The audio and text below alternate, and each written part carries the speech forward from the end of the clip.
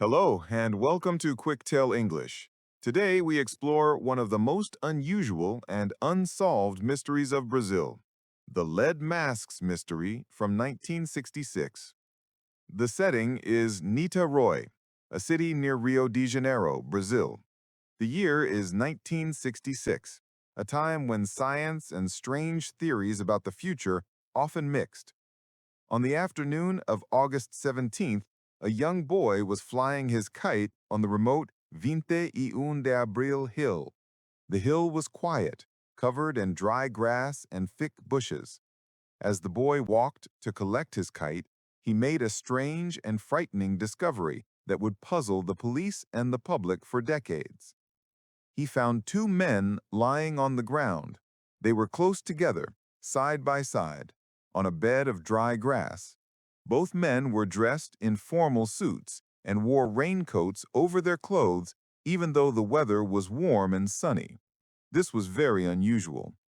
But the strangest detail was on their faces. Both men wore heavy lead masks over their eyes. These were not full masks, but thick metal plates, like large goggles, commonly used for radiation protection or in radiology work. The men lay completely still. The police arrived quickly.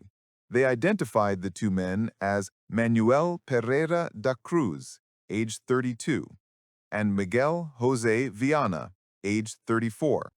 Both were electrical technicians from a city hundreds of miles away. The scene gave the police no clear evidence of violence. There were no signs of a struggle, no blood, and no obvious injuries. It seemed as if the men had simply laid down and died peacefully. But why the masks? And why the formal clothes and raincoats on a sunny day? The police immediately searched the area around the bodies, finding a few important but confusing items. Next to the bodies, they found an empty bottle of water and two small, clean towels. More importantly, they found a small, handwritten notebook. The notebook contained strange technical drawings related to electronics and some very cryptic text. The text was the most important clue, but it only created more questions. The police and investigators carefully looked at the note.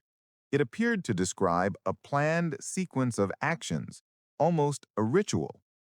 The simple translation of the central message was 4:30 p.m., be at the determined place. 6:30 p.m., swallow the capsule. After effect, protect metals, wait for signal.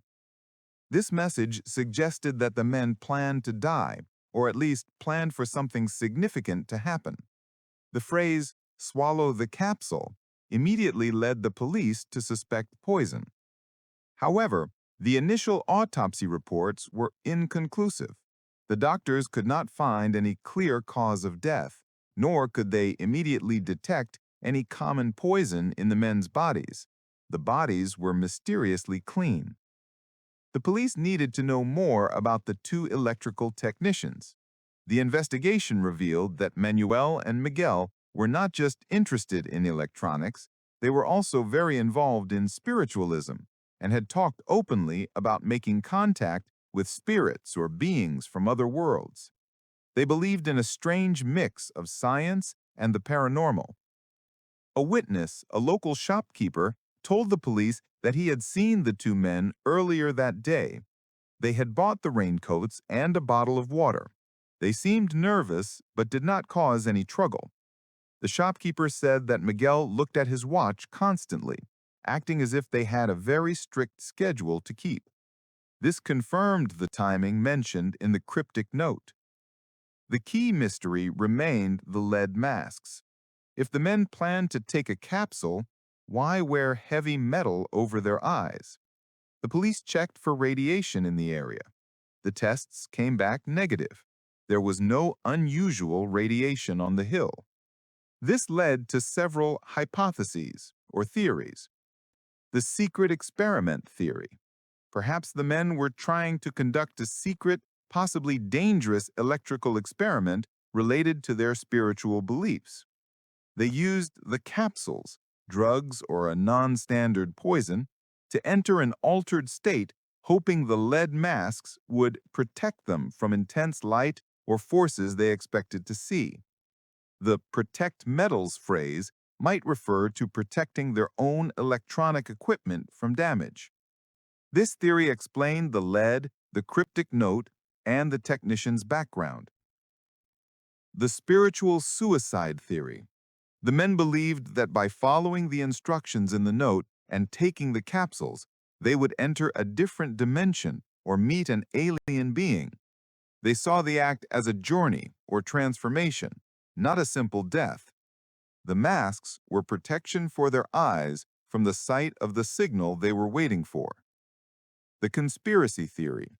Because of the lack of a clear cause of death and the mysterious circumstances, many people believed the men were victims of a secret organization or a government experiment that went wrong. This theory, however, lacked concrete evidence. The case became cold.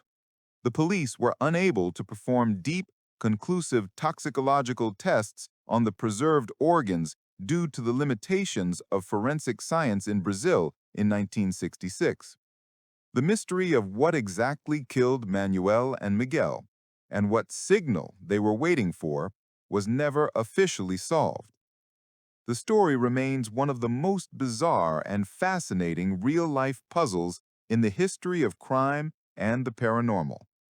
The lead masks mystery is a true legacy from the darkness of the 60s. Thank you for joining QuickTale English. Subscribe for more real-life mysteries and continue practicing your B1 English. See you next time.